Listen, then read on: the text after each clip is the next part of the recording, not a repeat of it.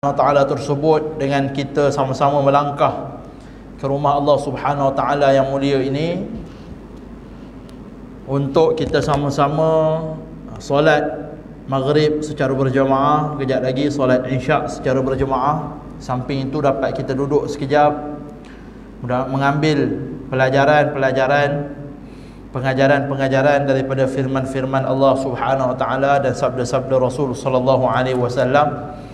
Mudah-mudahan berkat kehadiran kita pada malam ini di dalam majlis ilmu ini dapat kita gunakan, manfaatkan untuk dijadikan pedoman di dalam hidup kita, dalam baki umur kita yang akan mendatang insya-Allah.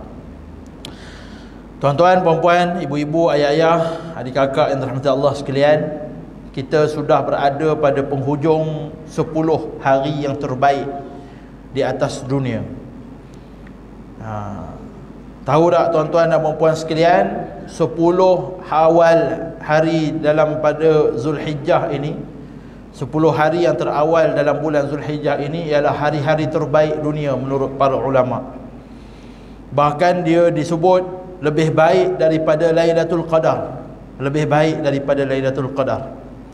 Sebab apa? Sebab Lailatul Qadar itu hanya pada waktu malam semata-mata, tetapi ini hari, sehari semalam, bukan sehari tapi 10 hari, yang mana padanya amalan-amalan soleh, kata Nabi SAW dalam satu hadis, lebih afdal dan lebih baik daripada seluruh amalan-amalan soleh. Lalu para sahabat cakap, wala jihad fi sabilillah ya Rasulullah, walaupun jihad pada jalan Allah. Rasulullah kata wala jihad fi sabilillah, bahkan lebih afdal daripada jihad fi sabilillah. Makanya para ulama mengambil istinbat, mengeluarkan hukum daripada hadis tersebut dan daripada hadis-hadis nas-nas yang lain yang Nabi SAW nyatakan bahawasanya 10 hari terawal di dalam bulan Zulhijjah ini adalah masa yang paling terbaik di atas dunia buat seorang mukmin, buat seorang Islam. Maka pada 10 hari yang terawal bulan Zulhijjah ini kita dianjurkan untuk memperbanyakkan amalan-amalan soleh kita. Apa dia amalan soleh? Tak kira lah, baik datang ke surau, baik datang ke masjid, baik bersedekah, baik infak, baik semayang sunat, baik membaca Al-Quran, baik banyakkan berzikir, banyakkan solat-solat sunat, banyakkan solat-solat malam, qiyamul lail dan sebagainya. Seluruh amalan-amalan soleh yang kita perbanyakkan di dalam 10 hari yang terawal di dalam bulan Zulhijjah itu akan dihitung lebih baik daripada amalan berjihad fi sabilillah, lebih baik. Makanya saya nak menyeru pada diri saya dan pada tuan-tuan puan-puan sekalian, baki yang kita ada malam ni dah masuk malam ke-8. Baki yang kita ada, jangan kita persiakan dengan kita bersungguh-sungguh meningkatkan amalan soleh kita pada baki 2 hari saja lagi sebelum kita meninggalkan 10 hari yang pertama di dalam bulan Zulhijjah ini. Antara yang dianjurkan, esok hari Khamis, niat puasa Khamis, niat puasa Tarwiyah. Hari ke-8 Zulhijjah dipanggil hari Tarwiyah, puasa sunat. Kemudian kita buat esoknya bersedekah, cari tempat-tempat yang kita boleh infak, boleh sedekah, kita sedekah, keluarkan harta kita. Banyakkan baca Al-Quran,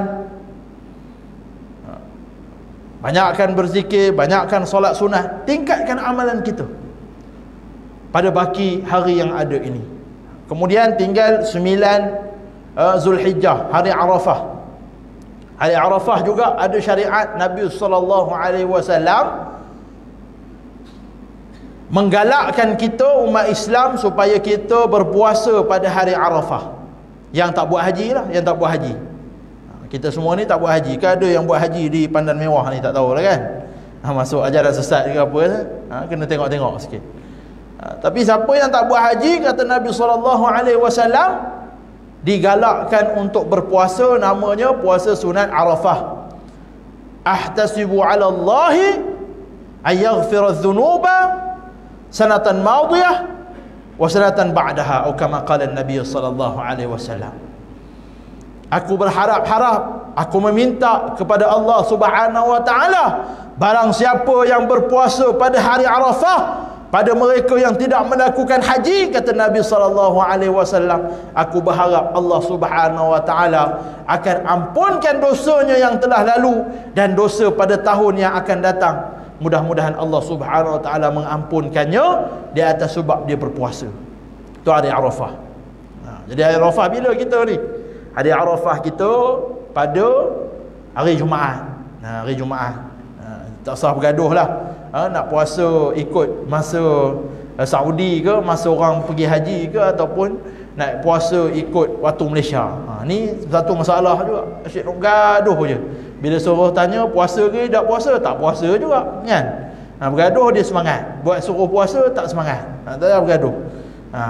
Puasa juga, esok pun puasa, lusa pun puasa. Keluar daripada khilaf.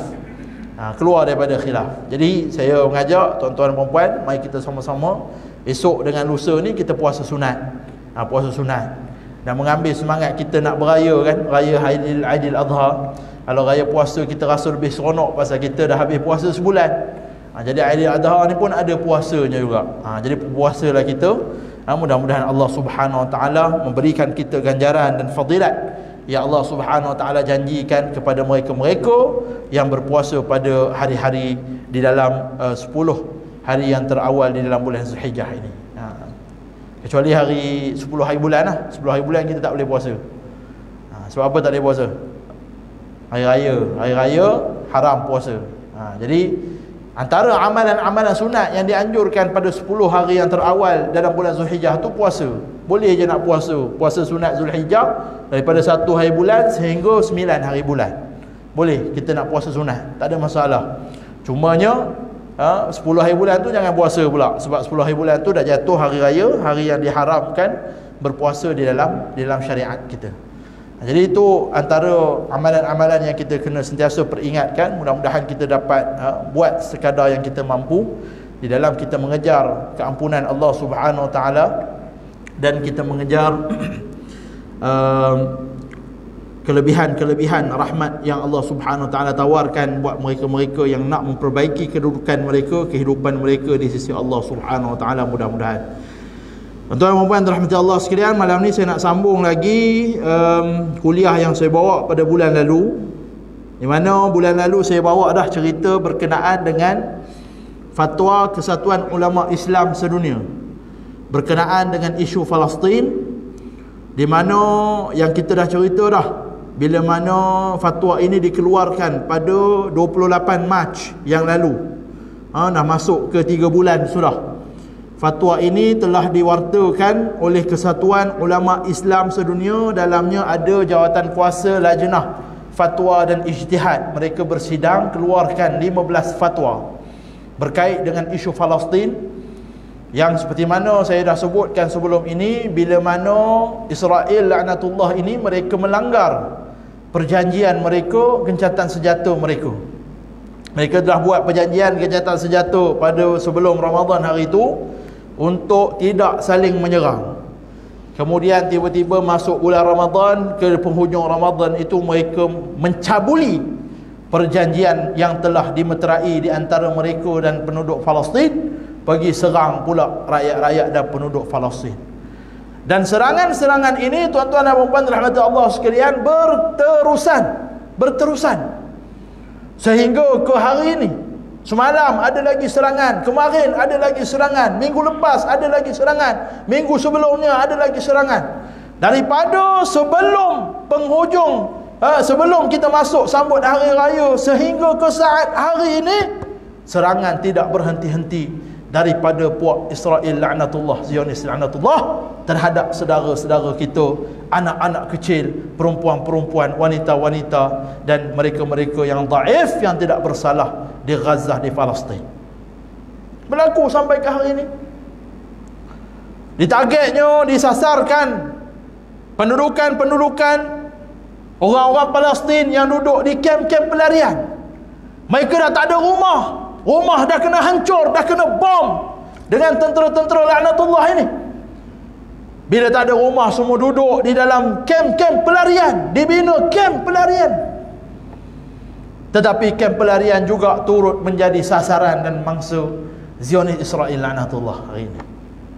Dibakarnya 2-3 minggu lepas, dibakar kem-kem pelarian tersebut, dibakar. Sampai pada kita video yang sangat menyayat hati. Budak-budak dalam keadaan menjerit, berlari-lari kepanasan, terbakar badan dia akibat perbuatan durjana laknatullah Zionis Israel ini. Dibomnya tak henti-henti, sehingga kemarin keluar berita bila bom tu bangunan-bangunan, tanah-tanah situ tertimbus. Satu kawasan, bila korek-korek ada jumpa seorang wanita namanya Hajjah Hafa kenapa namanya, orang Arab, dalam keadaan bersujud, meninggal mati dibom oleh Israel laknatullah dalam keadaan sujud. Inilah realiti yang sedang berlaku pada hari ini, tuan-tuan dan puan. Perang yang hanya sebelah pihak, perang yang di atas agenda mereka ini nak menghapuskan segala manusia yang terdapat di Gaza. Kalau boleh mereka nak hancurkanlah apa cara sekalipun. Kalau mereka tidak boleh menghalau penduduk-penduduk di Gaza itu secara paksaan, maka biar mereka mati di atas tanah-tanah mereka, supaya tanah-tanah mereka itu dirampas. Ini sedang berlaku hari ini, sedang berlaku sampai ke saat ini. Dan saya percaya esok akan ada lagi serangan, lusa akan ada lagi serangan, sehingga pupus habis rakyat-rakyat di bumi Gaza itu. Barulah serangan itu barangkali akan dihentikan, dan mereka akan meneruskan agenda untuk meneruskan apa-apa projek ataupun apa-apa kerja-kerja yang mereka nak buat di atas tanah-tanah rakyat Gaza yang telah ditumpahkan darah-darah rakyatnya di situ. Jadi jawatan kuasa ulama, jawatan kuasa ijtihad dan fatwa Kesatuan Ulama Islam Sedunia ni dah bagi tahu lama dah, 28 hari bulan dulu lagi. Kita dah baca dah, daripada yang pertama sehingga yang keempat, bagaimana punya teruknya pembantaian yang dilakukan kepada saudara-saudara kita di Gaza itu, sehingga jawatan kuasa fatwa Lajnah Ijtihad dan Fatwa ini, jawatan kuasa Kesatuan Ulama Islam Sedunia ini, mengeluarkan hukum wajib syar'i fardu ain pada setiap orang Islam untuk pergi membantu saudara kita di Palestin. Dan bagilah, pertama dia sebut berkaitan dengan kewajipan tersebut. Yang kedua disebut berkenaan dengan tanggungjawab dan kewajipan kepada negara-negara Islam, negara-negara Arab untuk tidak memberikan logistik, laluan-laluan, membuka laluan-laluan kepada Israel ataupun dia punya sekutu-sekutu supaya keluar masuk membekalkan senjata ataupun apa-apa sahaja yang bertujuan untuk membantu menghapuskan rakyat-rakyat di Gaza, di Palestin. Yang ketiga, kita dah baca juga bagaimana jawatan kuasa fatwa menyatakan supaya negara-negara Islam yang ada memberi bekalan petroleum, gas, senjata, makanan, minuman atau apa-apa saja sebarang bekalan kepada tentera-tentera Israel, kepada negara Israel, hendaklah diputuskan serta-merta selagi mana rakyat-rakyat di bumi Gaza dibantai. Tiga disebut, ada dibuat oleh negara Islam, sayangnya tak ada. Sayangnya tak ada sampai ke hari ini.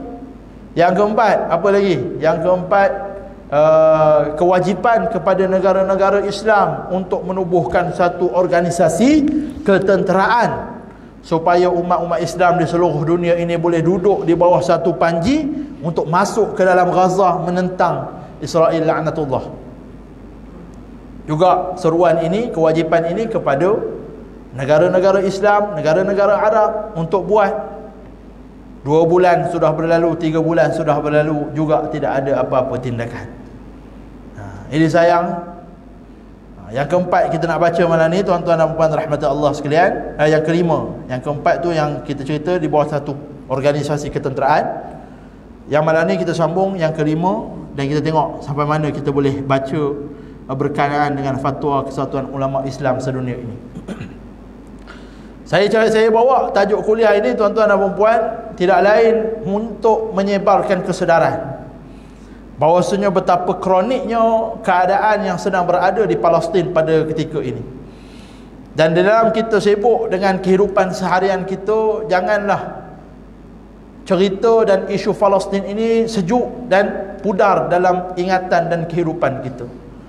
Selagi mana mereka-mereka ini tidak diberikan hak yang sepatutnya, selagi mana mereka ini ditindas, selagi mana mereka ini dizalimi oleh Israel laknatullah ini, maka kita sebagai umat Islam mesti rasa terpanggil untuk memberikan sebarang peranan kita, usaha kita dalam perjuangan rakyat Palestin ini. Kita orang Islam, jangan kita ingat ini adalah isu hak kemanusiaan, jangan. Kita kena tengok isu Gaza, isu Palestin ini dalam kehidupan kita. Ia adalah kewajipan, tanggungjawab dan berkait dengan keimanan kita kepada Allah Subhanahu Wa Taala, kepada agama kita ini. Setengah orang dia tak faham, dia kata ini hak asasi kemanusiaan, ini bukan isu agama. Tidak, salah sama sekali. Kita kena lihat bahawasanya isu dalam Gaza ini, isu di dalam cerita Palestin ini adalah berkait dengan keimanan kita, akidah kita. Kerana apa? Kerana yang sedang disembelih itu adalah saudara seakidah kita. Yang sedang disembelih itu disembelih dengan secara zalim. Yang sedang ditindas, yang sedang dirampas hak mereka itu adalah hak orang Islam. Yang sedang dijarah, yang sedang dicabul itu adalah tanah wakaf umat Islam, Masjidil Aqsa. Maka orang Islam jangan melihat isu Palestin ini hanya isu hak asasi manusia. Jangan melihat isu Palestin ini isu tidak berkait dengan agama. Salah. Isu Palestin inilah isu yang paling dekat dengan agama kita. Isu Palestin inilah yang kita orang Islam perlu kehadapan. Menjadi tanah wakafan umat Islam, tanggungjawab orang Islam untuk menjaga dan mempertahankan bumi Palestin. Itu kefahaman yang kita kena tanam dalam diri kita, dalam umat Islam. Dan perkara inilah yang difahami oleh sahabat-sahabat.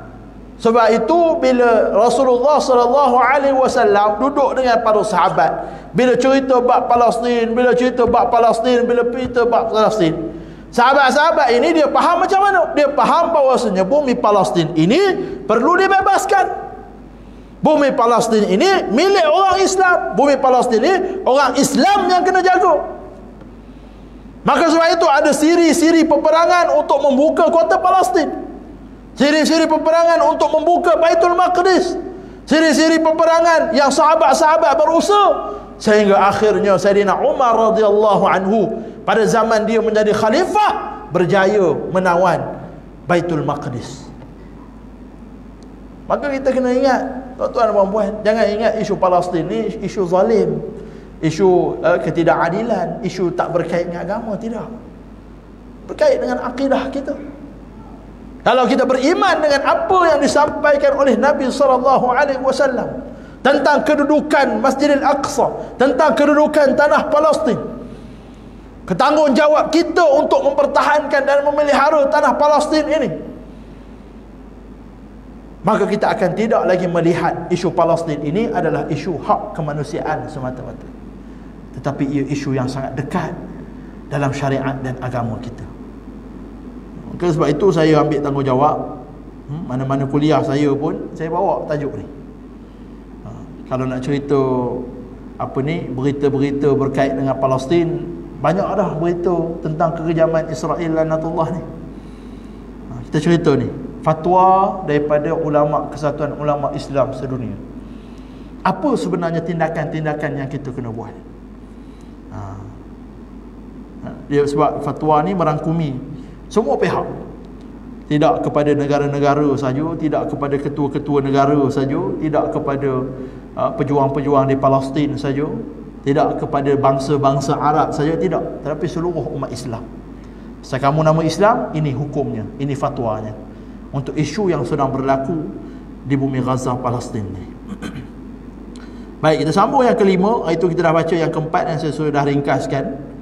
Sebelum ni apa yang kita baca. Yang kelima, jawatan kuasa kesatuan ini menyeru kepada negara-negara Islam yang mempunyai perjanjian atau hubungan di antara mereka dengan entiti penjajah, hendaklah menilai semula perjanjian tersebut dan memanfaatkan kedudukan mereka untuk memberi tekanan ke atas musuh. Ini kerana perjanjian yang termeterai seharusnya demi menjaga kemaslahatan umum umat Islam. Oleh yang demikian, kami menyeru hal ini wajib dikaji semula berdasarkan apakah perjanjian itu menepati kemaslahatan tersebut, apakah perjanjian tersebut dipatuhi musuh penjajah atau telah mengingkarinya, supaya satu pendirian yang tegas dapat diambil dari sudut ini. Ini yang kelima. Kata jawatan kuasa fatwa dan ijtihad Kesatuan Ulama Islam sedunia ini, dalam yang kelima ini, wajib kepada negara-negara Islam yang mempunyai sebarang bentuk perjanjian dengan negara haram Israel untuk menilai semula perjanjian-perjanjian mereka dengan negara haram Israel. Perjanjian di antara negara ini, tuan-tuan dan puan, kita kena faham, dia ada satu dipanggil perjanjian dua hala di antara dua negara. Maknanya negara tersebut kalau dibuat perjanjian dengan satu lagi negara, maka seolah-olah negara ini mengiktiraf negara tersebut sebagai satu negara. Itu satu perjanjian dua hala yang secara umum. Sistem dalam dunia kita pada hari ini, kalau kita contoh katalah Pandan Mewah ni, ketua komuniti di Pandan Mewah ni, ketua kampung lah ke, ataupun penghulu, ataupun masjid ni katakan, surau Pandan Mewah ni, katakan surau Pandan Mewah ni, kawasan kita ni nak dijadikan negara, misal katakan. Macam mana syarat-syarat nak menjadikan surau Pandan Mewah ni, kawasan surau Pandan Mewah ni jadi satu negara yang diiktiraf? Maka dia perlu mendapat pengiktirafan daripada negara-negara. Perlu dapat pengiktirafan daripada pertubuhan antarabangsa macam PBB dan sebagainya. Kalau ada negara yang datang pada surau Pandan Mewah, dia iktiraf kamu sebagai negara, kemudian mari lagi negara-negara lain iktiraf, maka kawasan surau Pandan Mewah ini akan jadi negara dalam sistem dunia pada hari ini. Jadi itu yang disebut sebagai perjanjian umum, dua hala di antara dua negara. Yang tu hukumnya, ceritanya ada kejap lagi dalam yang ketujuh. Yang ketujuh disebut, yang disebut pada hari ini at-tatbi', normalisasi kepada negara haram Israel. Dulu bila Israel ni datang, waktu dia halau seluruh penduduk-penduduk asal di Palestin, waktu dia bunuh, dia jarah, dia pergi buat segala macam cara untuk ambil tanah daripada rakyat Palestin, selain daripada dia beli sebanyak-banyaknya. Bila mana mereka nak tubuh negara yang disebut sebagai Israel tersebut, dia buat apa? Dia buat at-tatbi' tadi ya, normalisasi. Dan mula-mula dia pergi jumpa negara-negara Eropah, dia dapat support daripada Amerika Syarikat. Yang lebih menyedihkan, negara-negara Islam sepanjang sejarah negara-negara Arab turut sama melaksanakan hubungan dua hala dengan Israel ini. Antara tanda kita nak tengok negara kita ada hubungan dua hala dengan mana-mana negara, tandanya kita tengok di konsulat, tempat di jalan konsulat tu. Mana negara yang ada konsulatnya di Malaysia ini, maksudnya Malaysia mengiktiraf negara tersebut ialah negara yang sah. Itu tandanya. Jadi negara-negara Arab, negara-negara Islam yang menormalisasikan hubungan, mengiktiraf negara haram Israel ini, ada dia punya kedutaan konsulat dia di negara masing-masing. Yang tu hukumnya lain. Yang ke atas, yang kelima yang kita baca tadi, jawatan kuasa ijtihad dan fatwa ini menyebut tentang sebarang perjanjian. Maknanya selain daripada yang dua hala tadi, mungkin ada perjanjian dari sudut ekonomi, Mungkin ada perjanjian dari sudut pelaburan, mungkin ada perjanjian dari sudut perbekalan, mungkin ada perjanjian dari sudut sukan dan sebagainya. Jika ada sebarang jenis perjanjian yang selain daripada kita sebut di antara dua negara tadi, maka Jawatan Kuasa Fatwa dan Ijtihad Kesatuan Ulama Islam Sedunia menyebut supaya negara-negara Islam, negara-negara Arab yang ada sebarang bentuk perjanjian, tak kiralah dari sudut sukan ke, dari sudut sosial ke, dari sudut perniagaan ke, dari sudut pelaburan ke, dari sudut ekonomi ke, perlu menyemak dan menilai semula perjanjian-perjanjian yang mereka buat dengan negara haram Israel. Kita tengok balik. Kerana perjanjian ini menurut syariat, kata Jawatan Kuasa Ulama Sedunia, mestilah dibuat di atas sebab untuk maslahat umat Islam. Namun sekiranya perjanjian tersebut perlu disemak, sekiranya dia tidak pun memberi keuntungan kepada umat Islam, bahkan menyokong dan memberi kekuatan kepada Israel untuk menyembelih saudara-saudara kita di Gaza, di Palestin, maka perlu disemak semula perjanjian tersebut dan kena putuskan. Kerana guna kuasa dan kedudukan kamu sebagai mereka yang terlibat dengan perjanjian ini, kalau kamu Israel masih nak berurus niaga dengan kami, nak membuat perjanjian dengan kami, tolong hentikan perang genosid yang sedang berlaku di Gaza. Kena guna. Kerana itu masalah umat Islam di Gaza. Kalau kamu tak buat, maka hukum asal untuk kamu memeterai perjanjian dengan Israel laknatullah tersebut yang di atas nama maslahat itu telah tercabut, telah hilang. Sebab kamu buat perjanjian dengan Israel, Israel dapat untung, Israel pergi sembelih anak-anak rakyat-rakyat di bumi Gaza. Mana maslahat umum? Tak ada maslahat.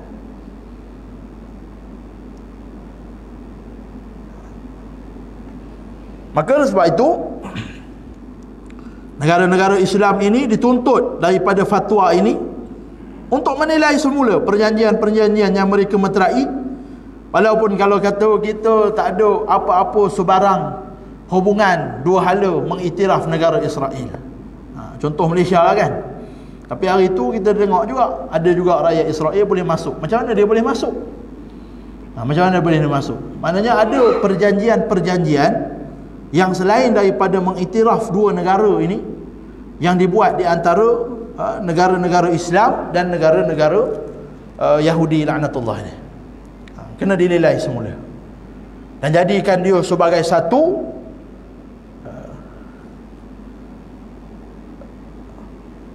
kekuatan untuk berbincang supaya dihentikan kegilaan yang sedang berlaku di bumi Gaza Palestin ini.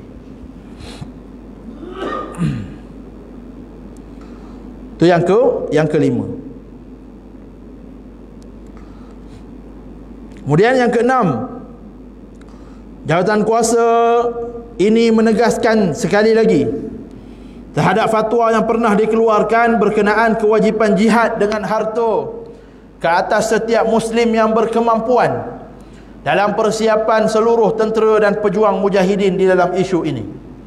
Golongan muslimin yang kaya wajib membelanjakan harta mereka yang bukan sekadar zakat yang diwajibkan semata-mata, bahkan wajib untuk mereka mengeluarkan perhiasan-perhiasan harta mereka bagi menghentikan pertumpahan darah yang sepatutnya dipelihara di kalangan saudara mereka, sekaligus membenarkan firman Allah Ta'ala, a'udzubillahi minasyaitanirrajim, انفروا خفافا وثقالا وجاهدوا بأموالكم وأنفسكم في سبيل الله ذلكم خير لكم إن كنتم تعلمون. Surah At-Taubah ayat 41. Berangkatlah kamu baik dalam keadaan ringan ataupun berat, dan berjihadlah dengan harta dan jiwamu di jalan Allah.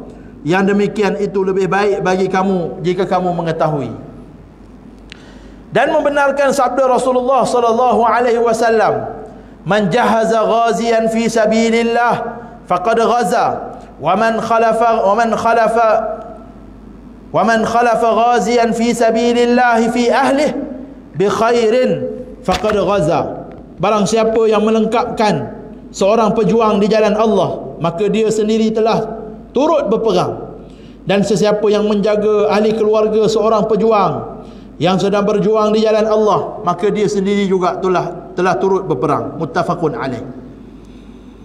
Oleh yang demikian, dalam menyahut kedua dalil tadi, segala usaha mesti dilakukan oleh umat Islam untuk menyampaikan bantuan keuangan kepada barisan pejuang dengan segala usaha yang mungkin dan mampu, dan wajib juga kepada golongan berharta ini untuk mengambil tanggungjawab bagi menjaga ahli keluarga pejuang yang akan ditinggalkan dengan menjaga segala keperluan dan kecukupan untuk kehidupan mereka, bagi memastikan keutuhan kelancaran agenda perjuangan jihad dan penentangan terhadap musuh. Ini yang ke-6, berkait dengan jihad harta. Jihad harta ni dah lama dah dikeluarkan fatwa wajib untuk seluruh umat Islam membelanjakan harta dia dalam agenda membebaskan bumi Palestin.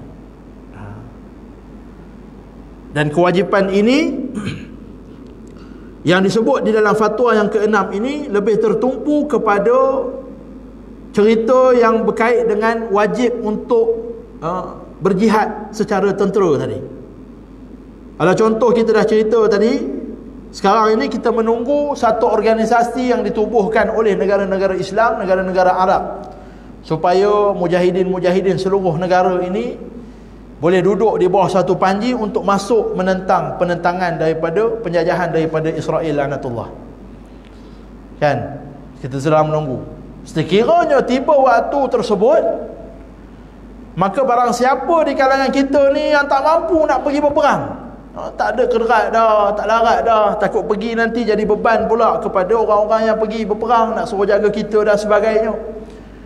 Kalau kita itu di kalangan mereka yang mempunyai harta ataupun ada harta yang lebih, maka menjadi kewajipan untuk kita mempersiapkan pejuang-pejuang ini untuk dihantar menghalau, menentang mereka-mereka yang menjajah bumi Palestin di kalangan Zionis Israel laknatullah.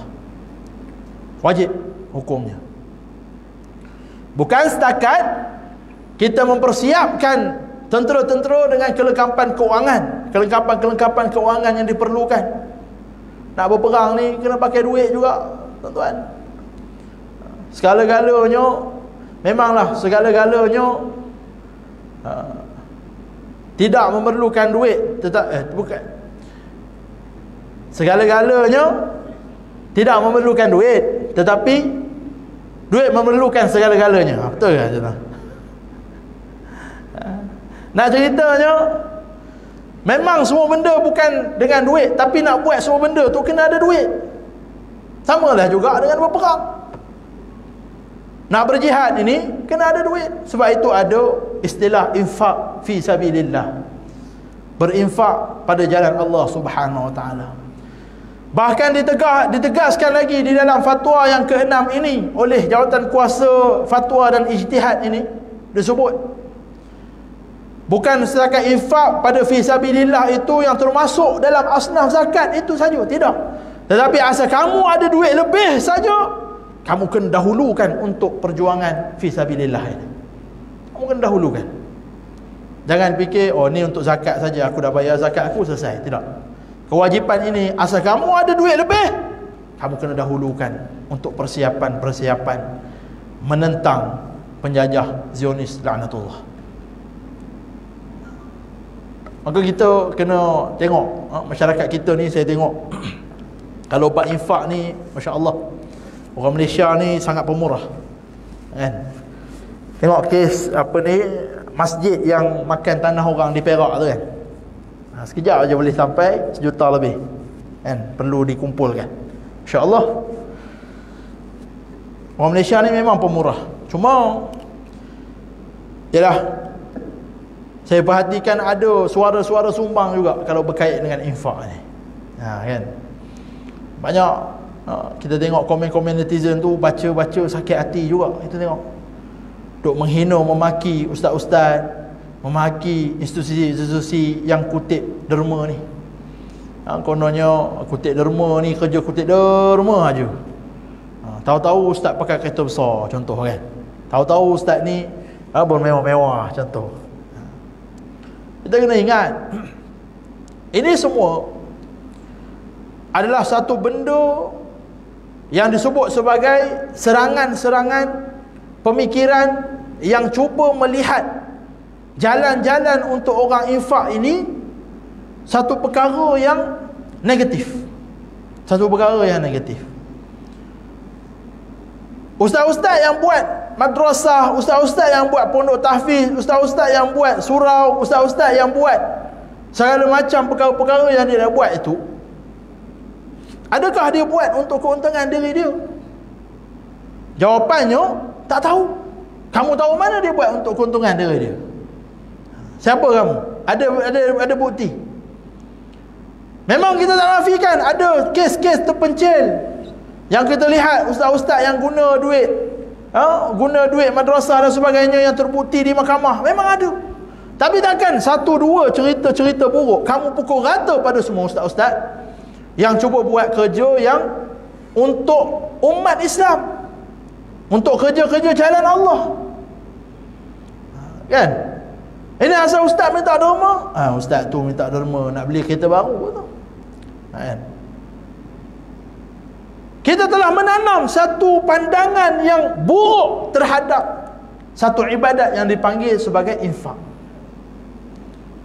Allah sebut dalam Al-Quran, mereka yang bakhil dengan harta mereka, Allah akan lilit harta tu di dalam leher dan perut mereka di akhirat kelak. Mereka yang bakhil, yang tak nak keluar harta untuk jalan Allah ni, Allah lilit harta tu di hari akhirat kelak, di dalam neraka Allah Subhanahu Wa Taala. Allah lilit.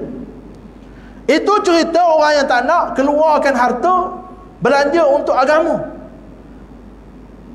Kalaulah betul ada cerita-cerita mereka-mereka yang menyelewengkan dana ataupun infak daripada orang ramai, kalau cerita yang bakhil tu Allah seksa sehingga seteruk itu, apatah lagi orang yang menggelapkan duit-duit infak ini. Jangan ingat mereka akan terlepas. Maka jangan sebab kes-kes yang terpencil, kes-kes yang kecil, kita pukul rata habis. Sampai bila umat Islam ini nak pandai agama Islam? Kalau ustaz-ustaz nak buat tahfiz pun kena label penunggang agama. Sampai bila orang Islam sendiri yang ramai umatnya faham Al-Quran, faham sunnah? Kalau ustaz-ustaz nak buat sekolah, nak mengajar pun ditentang, dilabel dengan label-label yang buruk.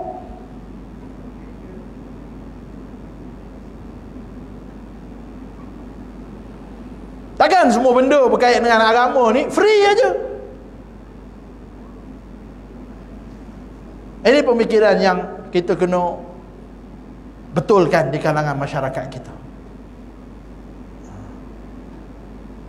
Dahlah kita tu tak nak keluarkan duit kita sendiri, ditomah pula ustaz-ustaz tu dengan tomahan-tomahan yang buruk,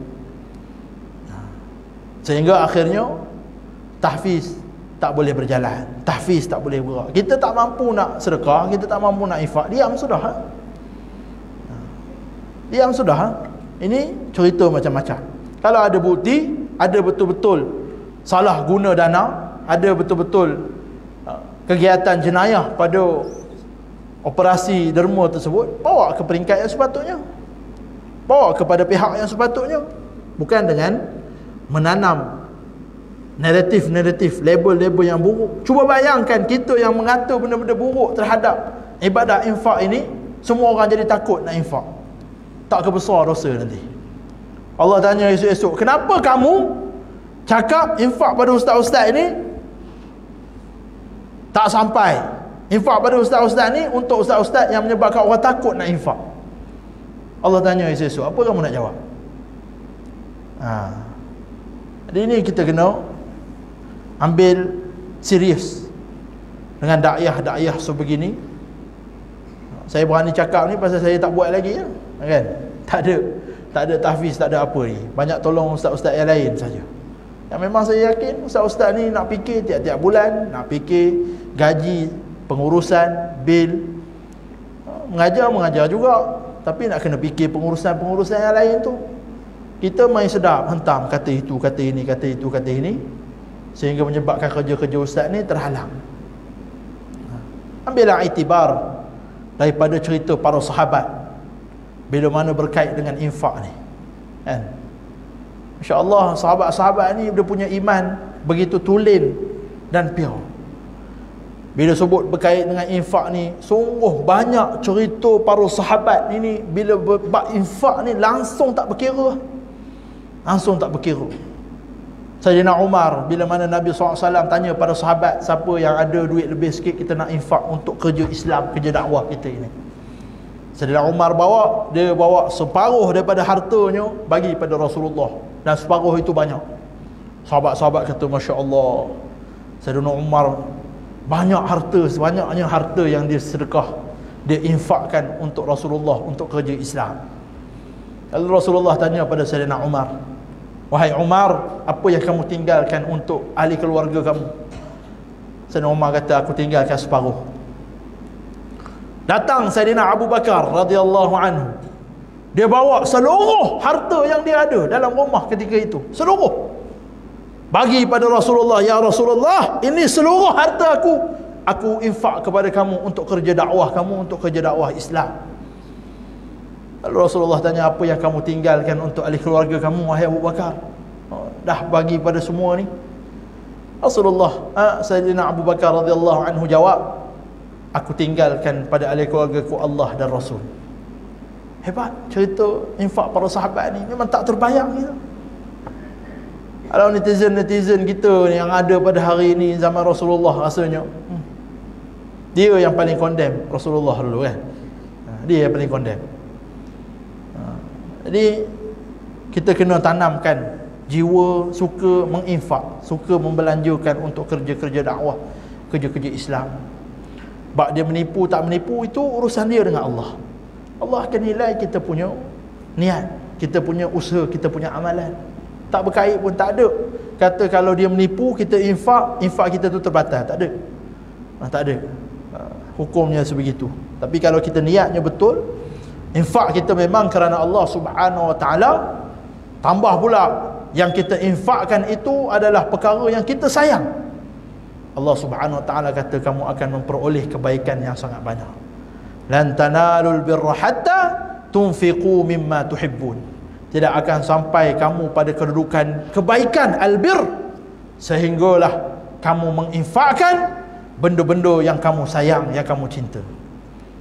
Jadi apa yang kita cinta dalam kehidupan kita, berani ke tak berani kita nak infakkan? Kalau kita berani, insya-Allah kedudukan kita berada dalam kebaikan. Berada dalam kebaikan. Jadi disebut yang keenam ini berkait dengan jihad infak. Jihad untuk kita mengeluarkan harta selain daripada zakat. Dalam kita mempersiapkan mujahidin, sama ada kita bagi infak tersebut berkait dengan ketenteraan ke, atau kelengkapan ke, makan minum dia ke, ataupun kita berjihad infak ini, kita membelanjakan harta kita ini dalam bentuk kita menjaga ahli keluarga yang ditinggalkan oleh para pejuang. Itu juga menjadi kewajipan kepada kita yang ada harta tapi tak mampu nak pergi berjihad secara fizikal. Kita bagi peluang untuk azan, dia tersambung sikit lagi insya-Allah.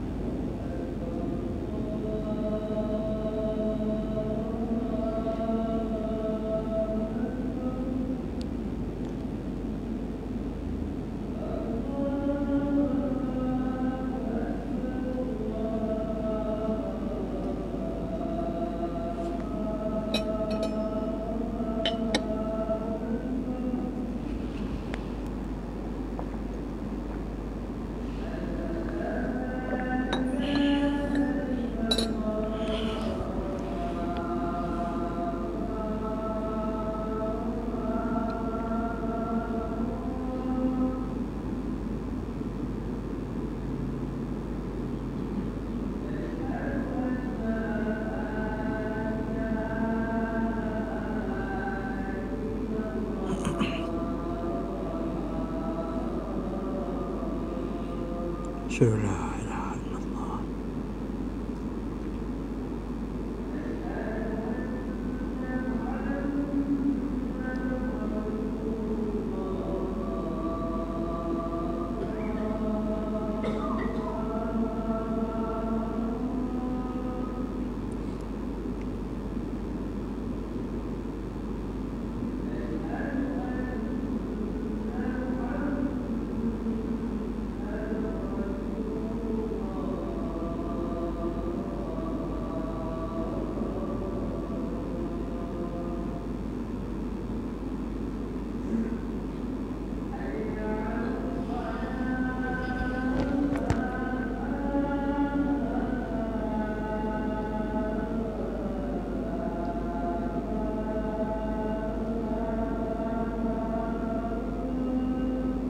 This is my boyfriend Derek.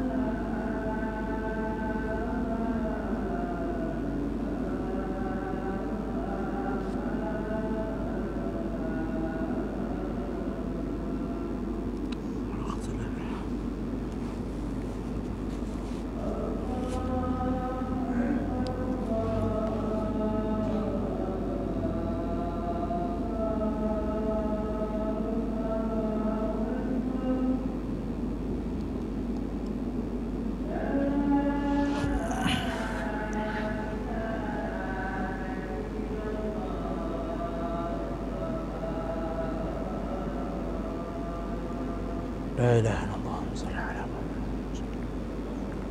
يحمد مجد الله.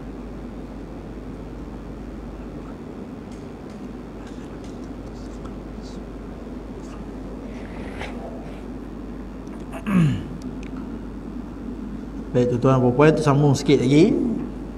Jadi itu kewajipan jihad harta. Itu sementara kita nak ada platform tu, Allah alam ada ke tak ada tadi, masa depan kita tak tahu kan.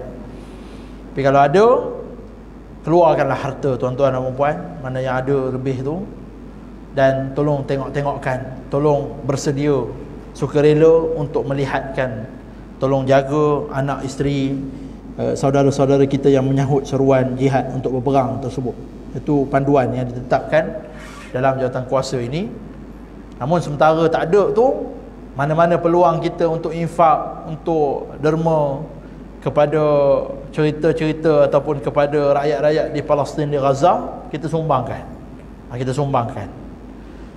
Sama ada kita sumbang itu, kita tahu dia nak sumbang kepada jalan ketenteraan, ataupun kita nak sumbang itu kepada pembinaan semula, kepada makanan-makanan, bantuan kelengkapan hidup, yang juga termasuk dalam kafalatun, yang dalam kita nak melengkapkan kehidupan anak-anak pejuang-pejuang di bumi Palestin. Yang terakhir yang saya nak baca malam ni ialah berkait dengan yang hubungan diplomatik ataupun normalisasi tadi. Yang ketujuh, jawatan kuasa ini berfatwa menegaskan pengharaman semua bentuk normalisasi hubungan dengan entiti Zionis penjajah. Sesungguhnya menjadi kewajipan syar'i ke atas semua negara Muslim yang telah menormalisasikan hubungan untuk memutuskan hubungan tersebut sebagai tanda sokongan kepada golongan yang dizalimi, dan lebih-lebih lagi bila bagi memelihara dan mengharamkan mereka daripada patuh kepada Israel dan membantu mereka orang-orang kafir dalam menindas kaum muslimin. Sesungguhnya Allah Subhanahu wa taala berfirman, a'udzubillahi minasyaitonir rajim, tara katsiran minhum yatawallawna alladhina kafaru labi'sa ma qaddamat lahum anfusuhum an sakhita Allahu 'alaihim wa fil 'adzabi hum khalidun walau kanu yu'minuna billahi wan nabiyyi wama unzila ilaihim mattakhadhuhum awliya walakinna katsiran minhum fasiqun. Bermaksud engkau melihat kebanyakan dari mereka menjadikan orang-orang kafir sebagai teman rapat. Amat buruklah apa yang mereka sediakan untuk diri mereka, sehingga Allah murka kepada mereka dan mereka akan kekal dalam azab. Dan sekiranya mereka beriman kepada Allah dan Nabi serta kepada apa yang diturunkan kepadanya, nescaya mereka tidak akan menjadikan mereka sebagai teman rapat. Akan tetapi kebanyakan mereka adalah orang-orang yang fasik. Surah Maidah ayat 80 hingga 81. Larangan dan seruan daripada jawatan kuasa fatwa ini kepada negara-negara Arab, negara-negara Islam yang telah menormalisasikan hubungan mereka at-tatbi' dengan negara Zionis Israel. Normalisasi ni apa? Kita dah cerita tadi. Yang mana dia buat hubungan, perjanjian dengan negara Israel. Dua hala, mereka boleh buat kedutaan mereka dalam negara Israel, Israel pun buka kedutaan dalam negara mereka. Ada ke Ustaz orang negara Islam? Ada. Ada. Saya cerita secara ringkas. Pertamanya Mesir pada tahun 1978. Mesir 1978, sebelum pada tu berperang Mesir dengan Israel ni. Lebih-lebih lagi bila Israel ambil tanah dia dekat Rafah tu. Berperang. Hampir nak dikalahkan dah Israel ni. Bila Israel dah nak kalah, Amerika masuk campur, buat rundingan, Mesir iktiraf Israel. Dengan syarat Israel bagi balik Rafah dekat dia. Jadi Mesir antaranya 1978. Kemudian Lebanon 1983, tapi gagal untuk normalisasi hubungan dengan cara yang kita sebut tadi, dua hala. Sebab bila dia normalisasikan, maknanya negara Arab, negara Islam ini iktiraf Israel itu adalah negara yang sah. Ini sedih dan sayangnya. Tahun 1994 Jordan, negara Jordan iktiraf, normalisasi dengan Israel. Ada kedutaan Israel di Jordan dan kedutaan Jordan di Israel. Jadi dia mengiktiraf. Kemudian 2020 yang berlaku secara besar-besaran dipanggil perjanjian Abraham. Dengan kononnya menyeru ini adalah perjanjian daripada negara-negara yang asal usulnya daripada agama Ibrahimiyah. Konon-kononnya dipelopori seperti itu. Maknanya agama Ibrahimiyah, agama-agama Samawi, Yahudi, Nasrani, Islam duduk sekali. Dinamakan dengan perjanjian Abraham. Ini banyak negara-negara Islam. Ada 4 negara Islam yang masuk dalam perjanjian Abraham ini. Dia UAE, Emirat Arab Bersatu, Morocco, Bahrain, Sudan. 4 negara ni masuk dalam perjanjian Abraham tersebut, normalisasikan hubungan mereka, mengiktiraf Israel itu sebagai negara. Negara mana ni? Negara Arab, negara Islam. Masuk dalam mereka yang 2020. Kemudian setelah 2020, 2021, 2022 tu dengar ura-ura Arab Saudi pula nak menormalisasikan. Arab Saudi dengan Turki ni dia dalam kalangan negara yang kita sebut tadi, yang fatwa yang kelima tadi. Dalam kalangan dia tak ada hubungan diplomasi dua hala, tapi dia ada perjanjian-perjanjian kecil dengan Israel. Jadi pada waktu 2022-2023 tu dengar ura-ura Turki dengan Arab Saudi nak menormalisasikan, masuk ikut dengan negara-negara Arab, negara-negara Islam yang dalam perjanjian Abraham tadi, nak mengiktiraf Israel sebagai negara. Namun alhamdulillah, takdir Allah Subhanahu Wa Taala, dan mungkin wallahu alam strategi politik Hamas ke, tak tahulah kan, mereka lancarkan serang 7 Oktober tu, Tufan Al-Aqsa, yang menyebabkan bukan setakat Saudi tak jadi nak normalisasikan, Turki tak jadi nak normalisasikan, negara-negara barat, negara-negara orang putih, negara-negara di Eropah banyak yang telah memutuskan hubungan diplomatik mereka dengan Israel. Dah banyak lah. Tinggal beberapa negara saja lagi yang masih ada hubungan diplomatik dengan Israel. Sebab itu kita kata takdir Allah dan serangan para mujahidin pada 7 hari bulan 10 tersebut banyak kemenangannya kepada rakyat Palestin. Rakyat-rakyat di seluruh negara hari ini semuanya, majoritinya melihat kekejaman, kedurjanaan negara haram Israel ini terhadap rakyat Palestin. Bila rakyat tak nak bersama dengan kebanyakan rakyat tak nak dengan Israel ini, nampak jahat syaitannya Israel ini, maka dia menakuti kerajaan-kerajaan mereka. Risau nanti hilang undi, tak boleh nak kekal memerintah. Jadi mereka pun tarik handbrake, tak nak dah iktiraf Israel ini.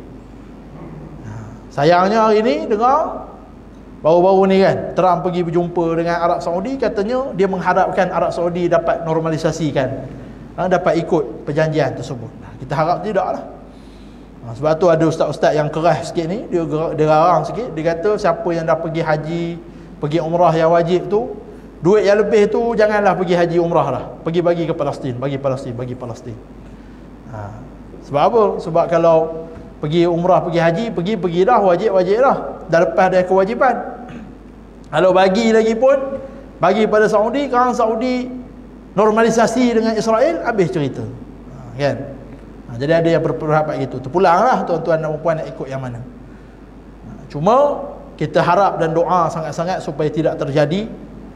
Dan sebagai penutupnya, kita cerita ni tuan-tuan dan puan rahmatullah sekalian, yang saya bawa cerita berkait dengan fatwa-fatwa ini. Pengajarannya yang saya boleh bawa sebagai kesimpulan ialah di mana peranan kita. Di mana peranan kita? Kita mungkin boleh cerita, oh negara Arab ni buat apa, negara Islam ni buat apa. Sebenarnya saya nak cerita bukan nak cerita nak suruh condemn mereka sangat. Sebab memang perkara yang mereka buat itu salah dah. Cuma kita kena ingat, mereka itu pemimpin-pemimpin Arab, pemimpin-pemimpin Islam yang berada pada tampuk kekuasaan. Mereka telah dianugerahkan Allah segala macam sumber, segala macam kekuasaan, segala macam pentadbiran, yang mereka sebenarnya banyak mereka boleh berperanan untuk membantu saudara-saudara kita di bumi Palestin, terutama lagi berkait dengan akidah kita ini. Banyak mereka boleh buat, tapi apa yang mereka buat tidak lain sedikit pun tidak memberi impak yang besar kepada perjuangan rakyat Palestin. Maka kita kena koreksi muhasabah diri kita. Apa yang kita ada pada hari ini? Apa yang kita boleh buat pada hari ini? Apa peranan yang kita boleh sumbang untuk perjuangan rakyat-rakyat Palestin? Kerana ingat, Palestin sudah tidak lama akan dibebaskan daripada Israel la'natullah. Tidak lama. Firasat Syekh Ahmad Yasin rahimahullah, Asy-Syahid, yang dibom oleh Zionis Yahudi la'natullah. Dia kata 2027 Israel akan lenyap. 2027, 2 tahun lagi. InsyaAllah kita semua ni, kalau kita panjang umur, Allah bagi kita peluang melihat Palestin itu bebas daripada Zionis Yahudi la'natullah. Kita berpeluang. Dan kita doa Allah panjangkan umur kita untuk menyaksikan saat itu. Dan kita doa sangat-sangat. Tak tahulah tuan-tuan, saya teringin sangat kalau dahi kita ini boleh sujud pada tanah Masjidil Aqsa, mudah-mudahan insya-Allah. Maka dengan itu berperananlah tuan-tuan dan puan dalam segenap peranan. Sekurang-kurangnya macam kita sebut, doa. Doa itu yang paling penting. Jangan miss sehari dalam hidup kita, melainkan kita doa supaya Allah Subhanahu Wa Taala bantu sahabat-sahabat, saudara-saudara kita yang tertindas di bumi Palestin. Doa supaya Allah Subhanahu Wa Taala menggandakan kekuatan buat para mujahidin, para penentang-penentang, dan para penggerak-penggerak, pejuang-pejuang yang berjuang untuk menentang musuh-musuh Allah, musuh-musuh agama di bumi Palestin. Dan doa supaya Allah Subhanahu Wa Taala muliakan umat Islam, muliakan Islam pada bumi Palestin dan seluruh bumi di atas dunia ini insya-Allah. Maka cukuplah setakat itu, kita berhenti di setakat nombor 7 ini. InsyaAllah kita sambung lagi pada kuliah yang akan datang. Aqulu qawli hadza wa astaghfirullah li wa lakum. Subhanakallahumma wa bihamdika nashhadu an la ilaha illa anta wa nastaghfiruka wa natubu ilaik. A'udzu billahi minasyaitonir rajim. Bismillahirrahmanirrahim. Alhamdulillahi rabbil alamin wassalatu wassalamu ala asyrafil anbiya'il mursalin nabiyina Muhammad wa ala alihi wa ashabihi ajma'in. Allahumma ighfir lana dhunubana wa lilidina warhamhum kama rabbawna shighara. Allahumma akhtim lana bihusnil khatimah wa la takhtim alaina ya Allah bisu'il khatimah. Allahumma ij'alna mimman yastami'una al-qawla fayattabi'una فيتبعون أحسنه. اللهم إنا نسألك علما نافعا ورزقا طيبا وعملا متقبلا. اللهم إنا نجعلك في نحور أعدائنا ونعوذ بك من شرورهم. اللهم بدد شملهم وفرق جمعهم وشتت كلمتهم وزلزل أقدامهم وسلط عليهم كلبا من كلابك يا قهار يا جبار يا منتقم يا الله يا الله يا الله. اللهم يا منزل الكتاب ويا مجري السحاب ويا هازم الأحزاب اهزمهم وانصرنا عليهم. اللهم انصر إخواننا المستضعفين في فلسطين. اللهم انصر إخواننا المجاهدين في غزة. اللهم انصر إخواننا المجاهدين في فلسطين. اللهم انصر إخواننا المجاهدين في كل سائر بلاد المسلمين. اللهم انصرهم اللهم انصرهم يا ناصر المؤمنين ويا ناصر المجاهدين. وصلى الله على نبينا محمد وعلى آله وصحبه وبارك وسلم والحمد لله رب العالمين. السلام عليكم ورحمة الله وبركاته.